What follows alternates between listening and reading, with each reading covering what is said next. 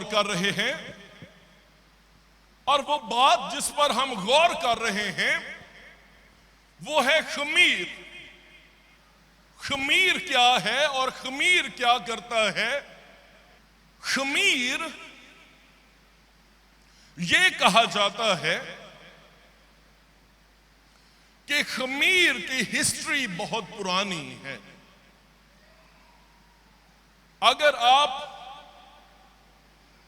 पैदाइश की किताब पढ़ें तो वहां पर भी जब फरिश्ते अब्राहम के पास आए तो वो बेखमीरी रोटियां बना के जल्दी से उनके सामने लेकर आया था। मिस्रियों के दौर में खमीर जो है वो बहुत ज्यादा आम हुआ, और मिस्री लोग जो हैं वो खमीर का बहुत ज्यादा इस्तेमाल करते थे, और मिस्रियों से जो रोम है वहां तक ये पहुंचा, और फिर सारे यूरोप में और पूरी दुनिया में खमीर का बहुत ज्यादा इस्तेमाल होने लगा। इसकी हिस्ट्री तो इतनी पुरानी है, लेकिन खमीर है क्या? खमीर रेजिंग एजेंट है। आटे में जब खमीर रख दिया जाए, ऐसे केमिकल्स उसमें होते हैं जो हाइड्रोजन और कार्बन डाइऑक्साइड आटे में भर देते हैं, और गैसेस की वजह से आटा जो है वो अपनी असल हालत में से उभरता और फूलता जाता है। इसे खमीर कहते हैं। अब आगे चलने से पहले ये एक शॉर्ट सी वीडियो है, इस वीडियो को ध्यान से देखें जरा।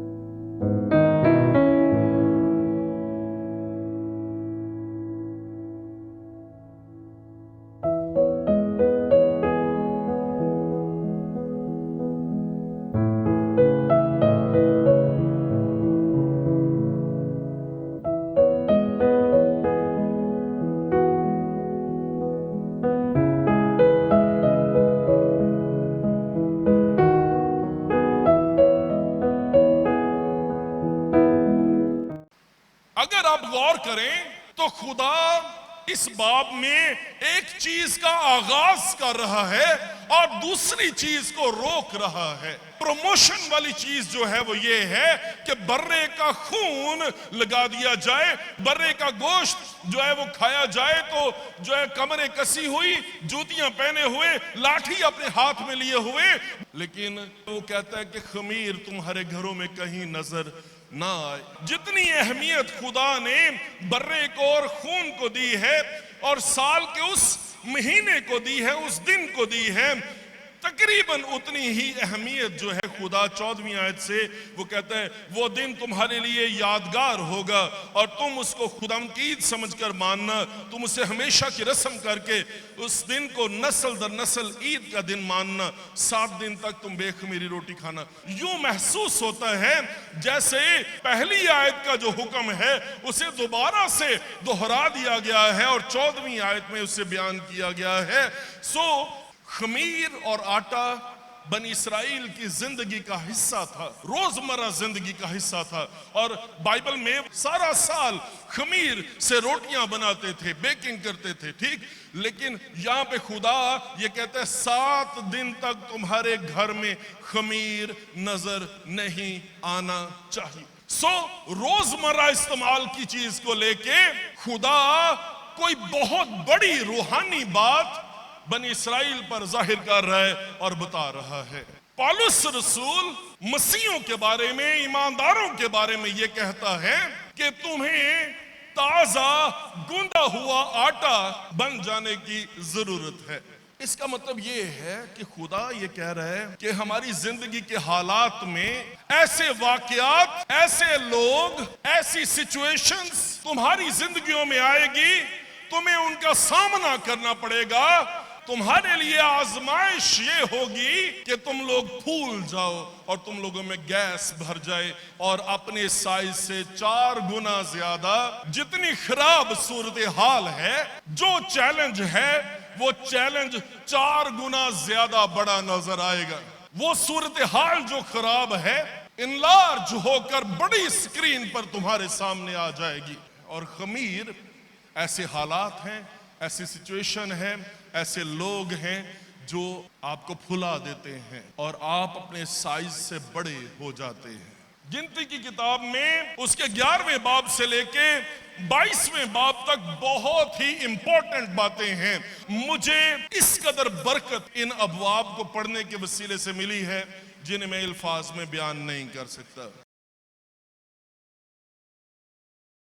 14वें बाब में खुदा ये फरमाता है, 22वीं आयत, चूंकि उन सब लोगों ने जिन्होंने बावजूद मेरे जलाल के देखने और बावजूद उन मौजज़ों के जो मैंने मिस्र में और इस बियाबान में दिखाए, फिर भी 10 बार मुझे आजमाया और मेरी बात नहीं मानी। ये जो 10 बार है, मिस्र में 10 आफतें भेजी थी और उन्हें मुल्क मिस्र से छुड़ाया था। फराउन इन पर हुकूमत करता था और ये 430 साल तक फराउन का कुछ नहीं बिगाड़ सके, ये फराउन को कुछ नहीं कह सके, उसके खिलाफ कुछ नहीं कर सके, उससे किसी सूरत में बदला नहीं ले सके, उसके खिलाफ कुछ नहीं कर सकते थे।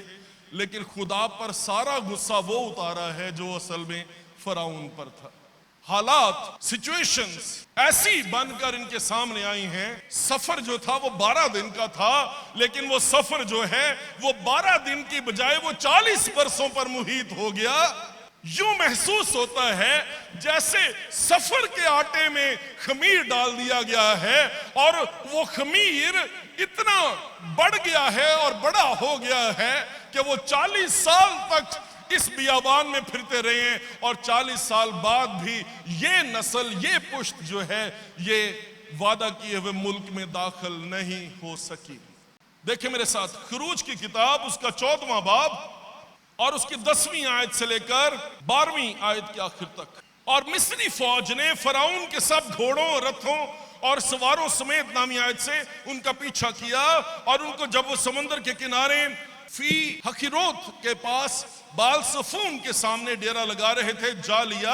और जब फराउन नजदीक आ गया तब बनी इसराइल ने आंख उठाकर देखा कि मिस्री उनका पीछा किए चले आते हैं और वो नहायत खौफजदा हो गए। तब बनी इसराइल ने खुदावन से फरियाद की और मूसा से कहने लगे, क्या मिस्र में कब्रें ना थीं जो तू हमको वहां से मरने के लिए बियाबान में ले आया? तूने हमसे ये क्या किया कि हमको मिस्र से निकाल लाया? क्या हम तुझसे मिस्र में ये बात ना कहते थे कि हमको रहने दे, कि हम मिस्रियों की खिदमत करें, क्योंकि हमारे लिए मिस्रियों की खिदमत करना बियाबान में मरने से बेहतर होता। तब मूसा ने लोगों से कहा, डरो मत। सो गौर करें, एक सिचुएशन इनके सामने आ गई। वो ये है कि इस जगह पर जुग्राफियाई तौर से दोनों तरफ पहाड़ हैं, सामने कुलजम है, साइडों पे पहाड़ हैं और पीछे फराउन है जो इनका पीछा करते हुए यहां तक पहुंचा है।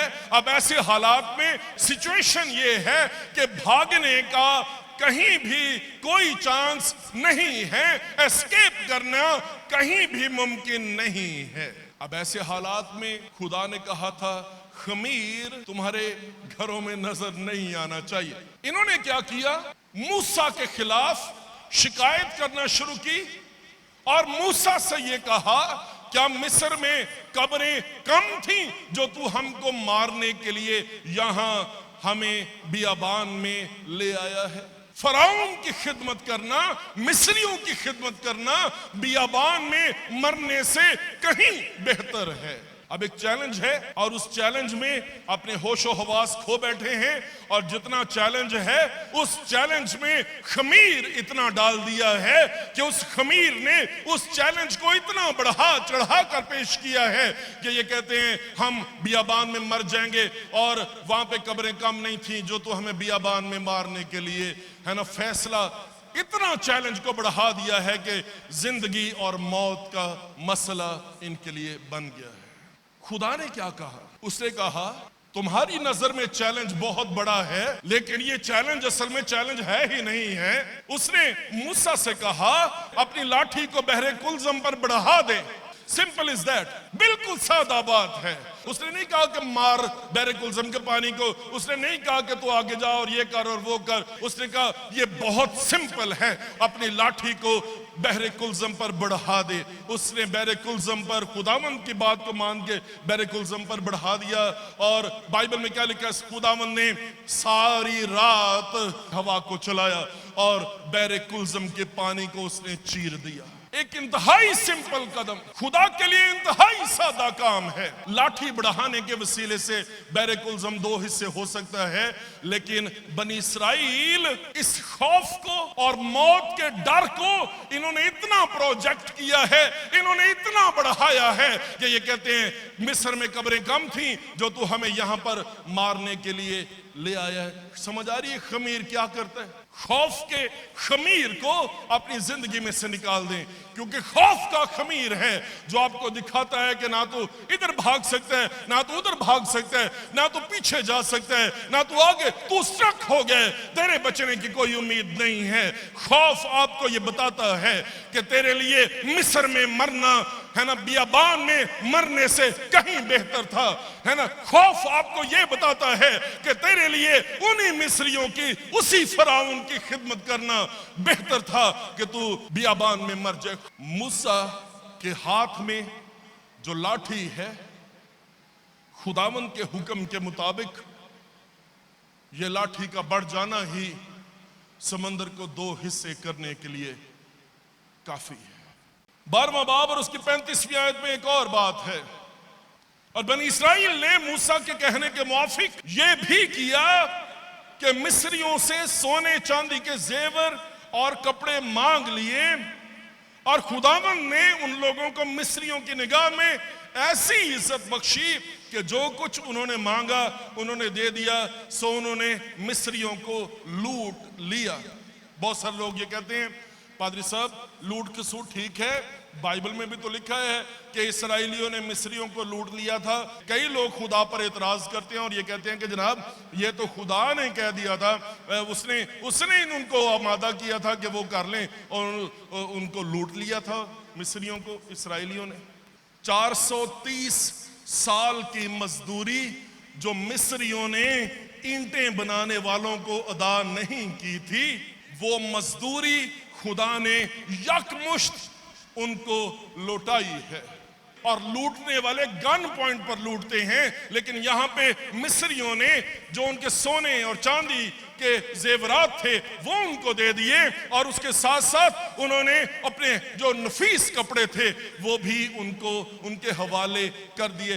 गन पॉइंट पे नहीं लूटा, मिस्रियों ने ये कहा कि जो ज्यादतियां हमसे हुई हैं हमें उनके लिए माफ कर दो और मेहरबानी करो, और ये चीजें जेवर सोना और चांदी और जो कुछ हमने तुम्हारा रोका हुआ है मेहरबानी करके इसे हमसे ले लो। अजीब बात है, इतनी दौलत मिस्रियों से लेकर गए हैं और भेज दिया है बियाबान में, कोई चीज कोई दुकान वहां पर नहीं है।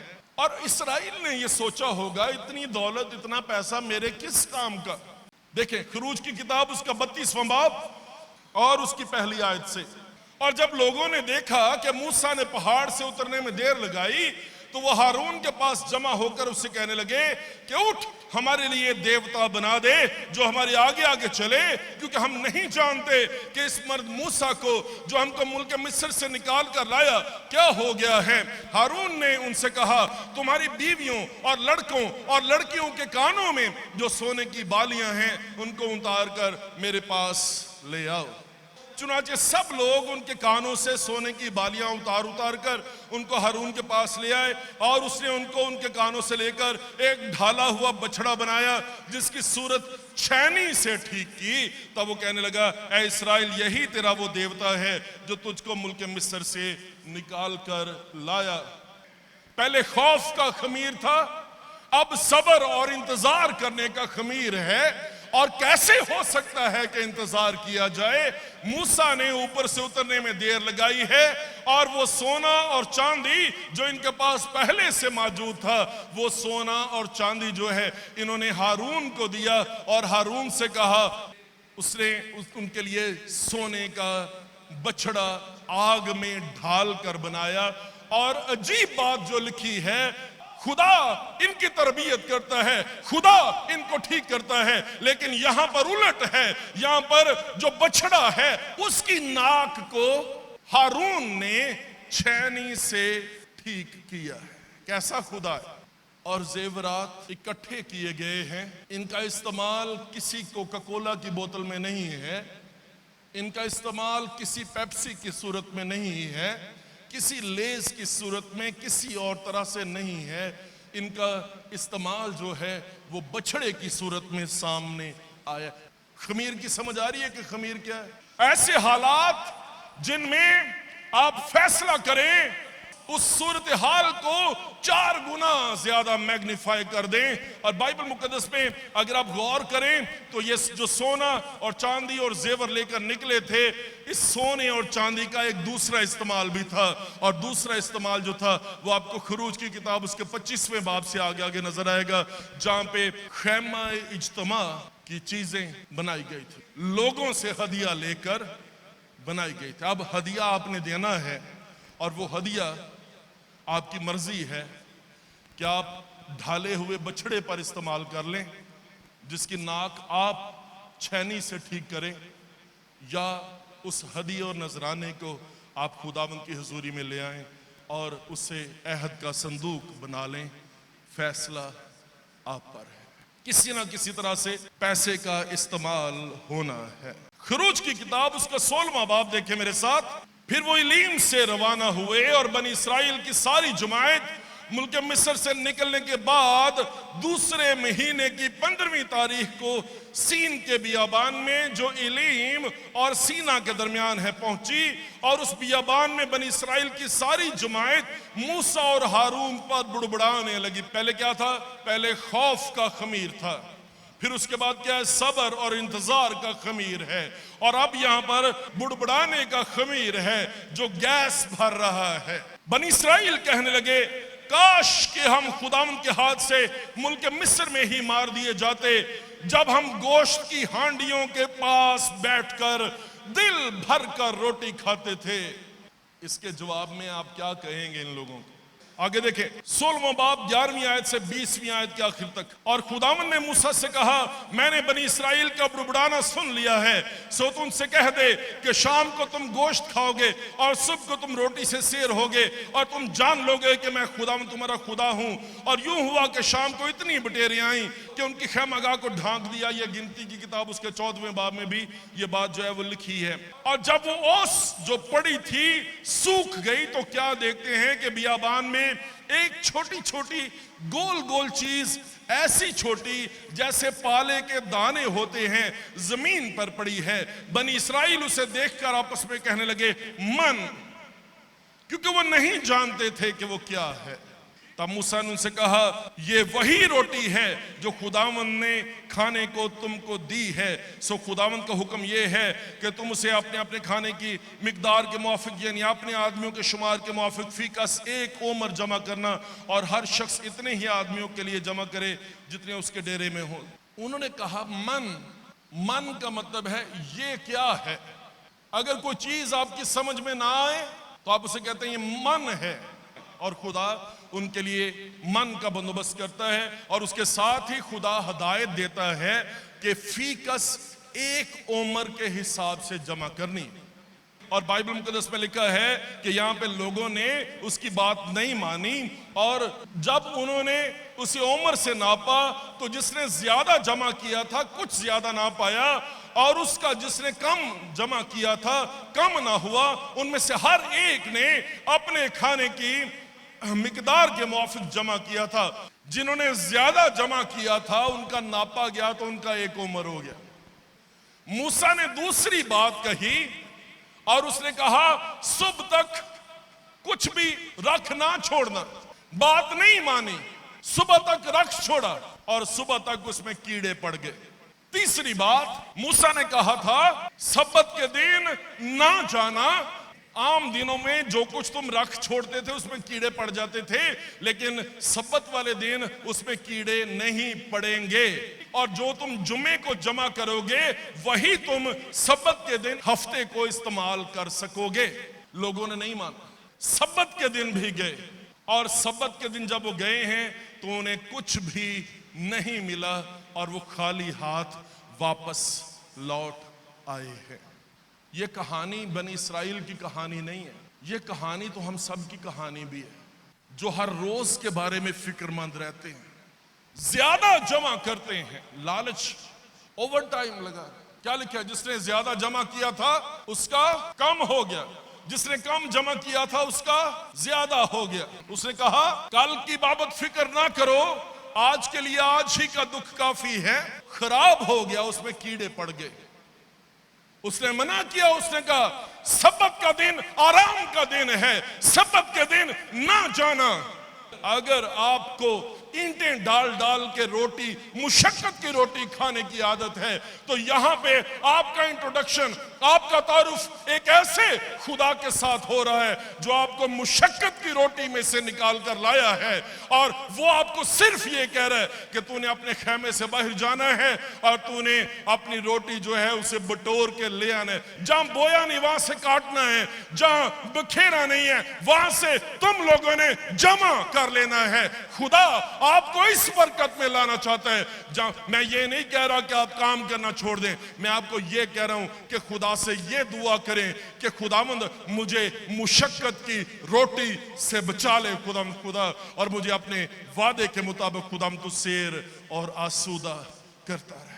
आपकी जिंदगियों में फिक्र का खमीर है। 2008 में ये स्कूल हमने शुरू किया था और हमारे पास पहले महीने की तनख्वाह देने के पैसे नहीं थे। फक्त खुदावंद की आवाज को सुन के हमने टीचर्स के इंटरव्यूज करने शुरू किए। 2-3 ठहर गए, बाकी छोड़ के चले गए, क्योंकि एक ही बात हम उनको कह रहे थे कि अगर तनख्वाह ना मिली तो फिर भी काम कर लोगे। हमारे पास 1 महीने की तनख्वाह देने के पैसे नहीं थे, लेकिन हमने शुरू किया। 2008 से लेके 2021 तक हर महीने खुदा ने हमें तनख्वाहें दी हैं, हमें इस काबिल किया है कि हम बिजली के बिल दे लें। खुदा ने हमें इस काबिल किया है कि हम इन बसों का डीजल और पेट्रोल और जो ज़रूरियात है उनको पूरा कर लें। हम किसी काम में कभी भी किसी महीने में डिफॉल्टर नहीं हुए। आपको पता है इस बात का कि इस पूरे शहर में लिविंगस्टोन्स चर्च स्कूल वाहिद स्कूल है जिसकी फीस 30 रुपए से शुरू हुई थी, अब 300 रुपया महीने की सबसे कम फीस में बच्चों को पढ़ाने का जो इस्तेहकाक है, जो बरकत है, वो खुदावंद ने आपको दी है। गुजरे 3 साल से इस स्कूल का रिजल्ट जो 9th का और 10th का है वो 100% है, 100% रिजल्ट है हमारा। और ये किसी एक शख्स की कामयाबी नहीं है, इसमें हमारी पूरी टीम जो है वो शामिल है। और अब 2021 में हमने एक और कदम उठाया है, और वो कदम जो हमने उठाया है वो ये है कि हम 33 चक में सबसे बड़ा मसीहों का गांव है, वहां पे कोई मसीही स्कूल नहीं है जो मसीही बच्चों को तालीम दे। इसकी एक और शाख हमने 33 चक में जाके खोल दी है और वो उसका बाकायदा तौर पर हमने आगाज किया है। A1 फर्स्ट क्लास लेवल पे इंग्लिश मीडियम स्कूल जो है वो हमने वहां पे मसीही बच्चों के लिए शुरू किया। मैं आपको सिर्फ ये बताने की कोशिश कर रहा हूं, सुने मेरी बात, कि बाइबल मुकद्दस में ये लिखा है, रास्तबाज ईमान से जीता रहेगा। अपनी फिक्रें, अपनी परेशानियां खुदावंद पर लाद दें, खुदावंद पर छोड़ दें। उसने कहा, ए मेहनत उठाने वालों और बोझ से दबे हुए लोगों, सब मेरे पास आओ, मैं तुम्हें आराम दूंगा। बोझ से दबे हुए लोगों को अपने पास बुलाता है और उनके बोझ को अपने ऊपर ले लेता है। लेकिन उसके साथ ही वो क्या कहता है? वो कहता है, मेरा जुआ मुलायम है और मेरा बोझ हल्का है। कोरोना के दिनों में मैं आपसे एक बात कहना चाहता हूं और वो बात ये है, अगर आप खुदावंद पर भरोसा करें, अगर आप खुदावंद से लिपट जाएं, अगर आप खुदावंद के साथ चलते रहें, आप जिंदा रहेंगे। सारे गिरते जाएंगे लेकिन वो रास्तबाज ईमान से वो कायम रहेगा। रोजमर्रा जिंदगी की जरूरियात की फिक्र का खमीर है, सख्त मुशक्कत करने के इतने आदी हो गए हैं कि जब खुदा ने आसमान से रोटी गिराई है उसे पहचान भी नहीं सकते, उसे समझ भी नहीं सकते। ये बात इनकी सोच, इनकी समझ, इनके ख्यालों से बाहर है कि कैसे जमीन पर रोटी बगैर मुशक्कत के मुयस्सर आ सकती है, और उन्होंने इस रोटी का नाम मन रख दिया। मैं आपसे एक बात पूछना चाहता हूं, मैं और आप जो मुशक्कत और गुलामी करने के इतने आदी हो गए हैं, हमारी सोच और समझ और हमारे ख्यालों से बाहर है कि खुदा आसमान को खोल सकता है और वो अपने बरगुज़ीदा लोगों को रोटी से आसूदा और सैर कर सकता है। जो मिस्र में था वही बुड़बुड़ाना अब बियाबान में है। और खुदा ने कहा था, मिस्र से निकले हो तो मेहरबानी करके ये बुड़बुड़ाने का खमीर अपनी जिंदगियों में से निकाल देना, इसे साथ ना लेकर जाना।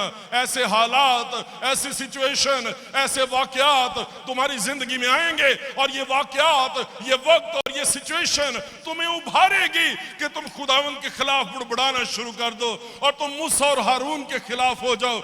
ऐसे हालात तुम्हारी जिंदगी में आएंगे, ऐसा खमीर तुम्हारी जिंदगी में उठेगा और वो खमीर तुम्हें टेम्प्ट करेगा, तुम्हारी आजमाइश करेगा कि वो सोना और चांदी, सोने और चांदी के जेवरात और जवाहरात जो तुम्हें मजदूरी की सूरत में मिले हैं, वो तुम बछड़ा बनाने के लिए हवाले कर दो। ऐसी सूरत हाल, ऐसी सिचुएशन तुम्हारी जिंदगी में आएगी जहां पे ना तुम दाहिने भाग सकोगे ना बाएं भाग सकोगे, पीछे फिरौन होगा और सामने कुलज़म होगा।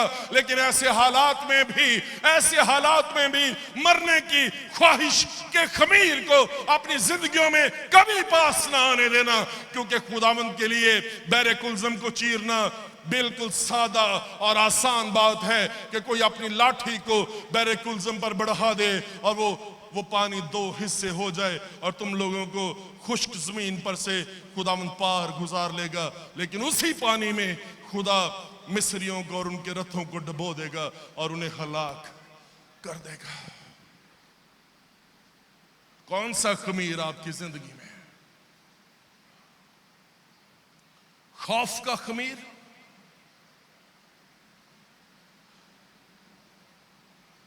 बेसब्री का खमीर, मुशक्कत की रोटी का खमीर? कौन सा खमीर है जो हमें घेरे हुए है? कौन सी बात है जो हमें उलझा रही है? कौन सी चीज है जो हमें खुदा की मोहब्बत से जुदा कर रही है? आज हमने 3 बातों को कवर किया है और वो 3 बातें जो हमने कवर की हैं, सबसे पहले हमने ये सीखा है कि खुदा कहता है खमीर को दूर कर देना। अब उसमें खौफ है, उसमें मुशक्कत है और जो खुदा की बरकत है, इंतजार ना करने की सूरत में उस बरकत को अब्यूज कर देना है। वो बरकत खैमा इज्तिमा के लिए है, वो बरकत अहद के संदूक के लिए है। आप इन 3 खमीरों में से किस खमीर का शिकार हैं? कौन सी बात है जो आपको टेम्प्ट करती है और खुदावंद से दूर ले जाती है? इस बात के बारे में सोचें।